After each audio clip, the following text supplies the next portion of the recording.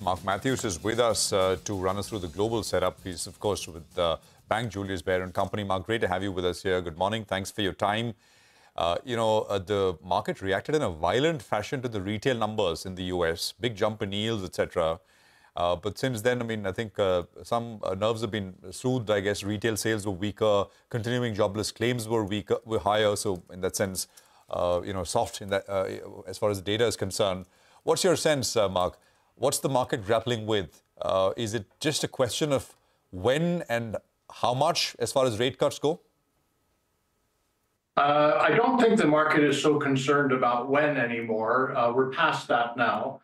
We know that rates will come down because Jerome Powell said that so last month. He said that they're not going to wait for 2%, and many other Federal Reserve officials have said the same. And I find it very difficult to believe they could backtrack on that. There's no data that's come out to merit it. So the data is mixed. I mean, as you rightly said, the CPI number was hot, but the retail sales were cold, and that's actually kind of a nice balance. So in aggregate, I think the economy is not too hot, not too cold, which is where we want it to be. And the earnings have been good. So I'm not surprised the market is going up. Mark, morning. What are the other big notable trends that you're observing in the emerging markets over the last 1 month? The biggest thing is I think there's a bottom being put in place in the Chinese market, and it may be their economy starting to turn around because the data from the Chinese New Year holiday shows a big pickup over Chinese New Year last year. Expenditures are roughly double what they were. And so I think that the major thing is that China's putting in a bottom, and this dates back to the 22nd of January, where the Prime Minister said that they want to stabilize the market. It's up around 6% since then. My sense is that it's bottoming, and the next step could be quite a sizable rally. All right. Hi, Mark. Good morning. Good to see you in. Mark, I was speaking to a fund manager here in India, and they were saying that, we can be very patriotic and say, thump the table and say India is doing much better than China.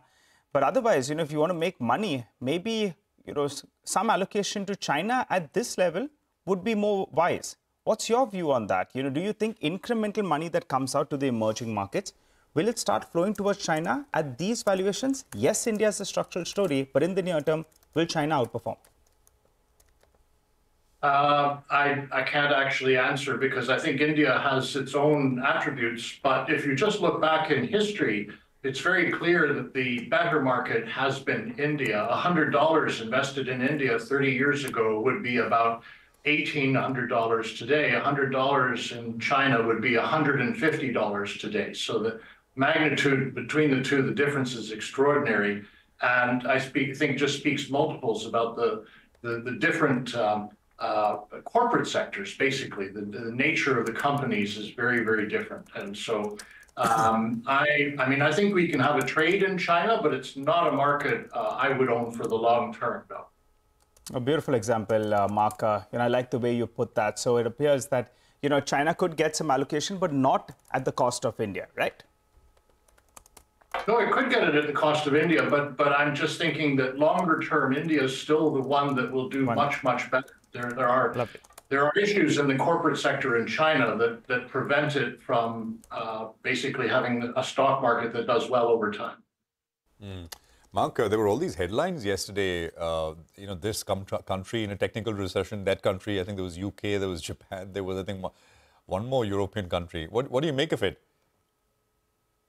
I don't make much of it. I mean, a technical recession is 2 consecutive quarters of negative growth, but in both cases, the negative growth was so small, it's the same thing as zero, or even slightly positive growth. And I don't think in either case it will be sustained beyond these 2 quarters. So I mean, they both are fairly low growth economies because they're so mature, but they're not about to dip back into some very deep and dangerous recession. It's an extremely mild one that actually could easily be taken away by revisions in subsequent months.